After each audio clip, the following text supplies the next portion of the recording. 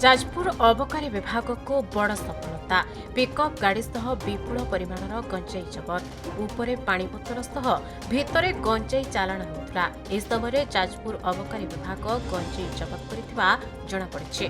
मोट 1 quintal 60 KG गंजाई जबत होइथिबा बेले जबत गंजाईर आनुमानिक मूल्य 16 लाख टंका हेबो बोली जଣାपड़िछि। घटनाରେ 2 ଜଣଙ୍କୁ अटक रखी पुलिस अधिक पचराउचरा जारी रखिछि। आमे काली दिन पाखापाखि 4टा बेले आमे पेट्रोलिंग ड्यूटी करुवा समय एक विशेष सूत्र खबर पाइलु जे ह्यूज क्वांटिटीर गंजेई जाजपुर टाउन को ट्रांसपोर्टेशन होउची। एही तथ्य को आमे आधार करी जिलार किछि बछा बछा ऑफिसरों को धरी गोटे टीम गठन करी एही गाड़ी को आमे माळहाट पाखरे अटकाइथिलु। अटकाई से गाड़ी को तलाश करिबारे से गाड़ी मध्यरु पाखापाखि 1.5 क्विंटाल उपरे गंजेई आमे जबत।